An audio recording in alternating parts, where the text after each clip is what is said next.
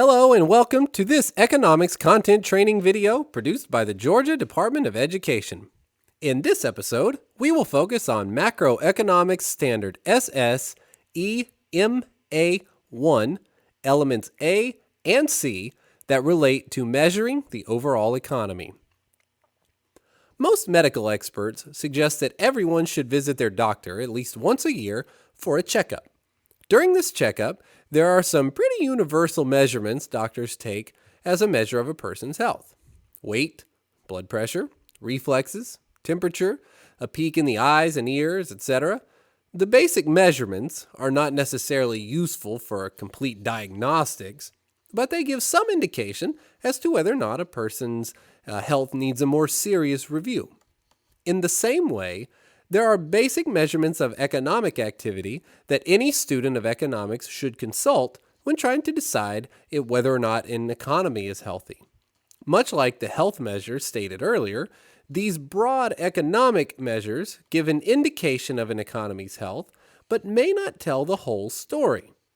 There are three measures in particular with which students of the Georgia Standards of Excellence for Economics should be familiar. The first is economic growth. Economic growth can be defined in several ways, but in general, it occurs when there has been an increase in real gross domestic product, or real GDP. GDP is the dollar value of all the final goods and services produced within a country's borders in a given time period. An increase in this number means that more goods and services were produced, and thus, an economy has experienced growth. Another way to explain this would be to use the concept of aggregate demand. Aggregate demand, unlike its microeconomic cousin demand, is a more abstract concept that attempts to measure the demand for goods and services for the entire country, not just one good or service. Much in the same way, aggregate supply attempts to do this on the supply side. In general, if aggregate demand is higher, GDP should be higher as well, since people are buying more things. However, there is one little nuance to this measure that makes it a little tricky. Since GDP is measured in dollars, you have to be careful that you are actually measuring economic growth and not just higher prices. Here's an example of what I mean.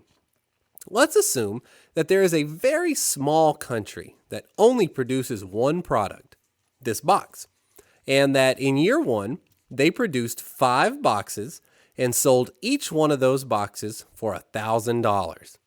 What is their GDP? $5,000, right. Now, what if the next year they produced only 4 boxes? Have they had any economic growth? Not in the traditional sense. In fact, they've probably had to lay off workers and shut down factories that were working to produce that 5th box. What if, however, these boxes sold for $1,500? Well, their GDP would now be $6,000. But that doesn't make sense. They actually produced less stuff. This is an oversimplified example of why, instead of GDP, economists use a concept called real GDP to measure growth. By definition, real GDP is the dollar value of all the goods and services produced within a country's borders, adjusted for inflation. That last portion of the definition is key. Adjusted for inflation. Per the Georgia Standards of Excellence, students do not have to actually calculate real GDP, but they do need to understand what it means. And in order to have a better understanding of real GDP, students need to know how price changes are measured in an economy. Stable prices, as stated in element A of this standard, is another important economic goal.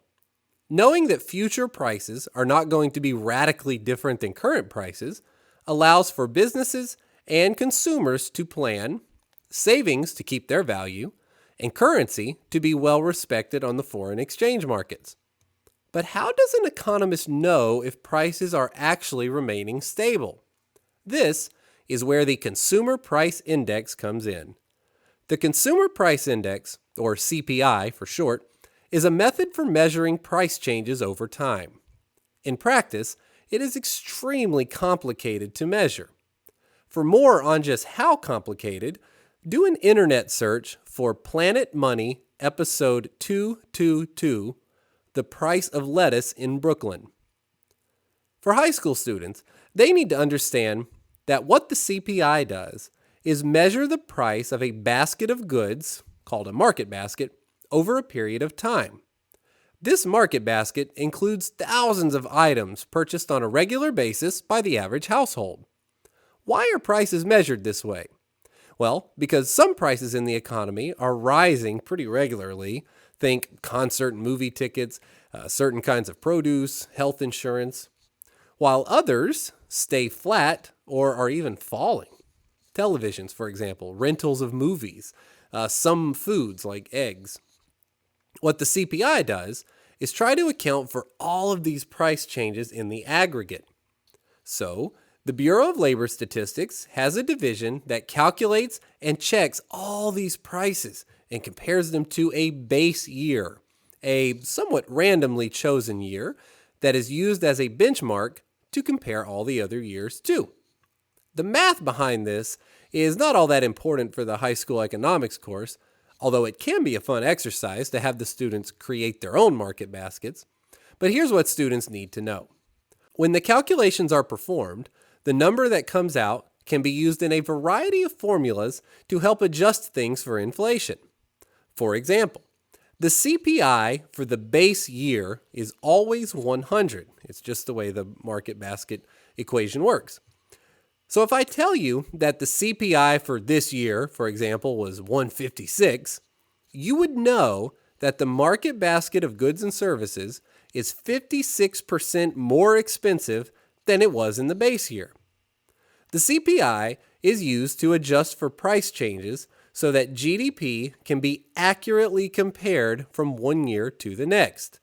This is what is meant by real GDP. The final general measure of an economy's health is to look at how close they are to what is known as full employment. Now, full employment does not mean everyone has a job. Young children, retirees, institutionalized people are typically not even eligible for work. Some people just choose not to work. What full employment means is that of the available labor force, that is, people over the age of 16, willing, able, and actively looking for a job, the only people not working are basically those in transition, referred to as frictionally unemployed, and those whose skills don't match the available jobs currently, and they are referred to as structurally unemployed. The United States is considered to be at full employment if our unemployment rate is around 4 to 6%, give or take, and depending on which economist you ask. How do you know if your unemployment rate is in that range? The Bureau of Labor Statistics has a complex system of surveys, seasonal data, and job reports they use to get that number. Simplified for high school students, basically, the number of people who are officially unemployed, meaning they're able to work, actively seeking a job, and not working, is divided by the number of people in the labor force. Knowing the real GDP, inflation rate, and unemployment rate of a country is a great start to diagnosing that country's basic condition and something even a novice to economics could get some practice with. Where things get difficult is trying to explain why the numbers look the way they do and how to make corrections to poor numbers. This is where fiscal and monetary policies come into play and usually the source of some of economics' most vehement disagreements. I strongly recommend checking out the following websites to learn more about each of the measures discussed in this video and to find the most recent numbers. In the next series of videos, we will talk about monetary policy and how monetary policy and fiscal policies try to address concerns shown by these numbers.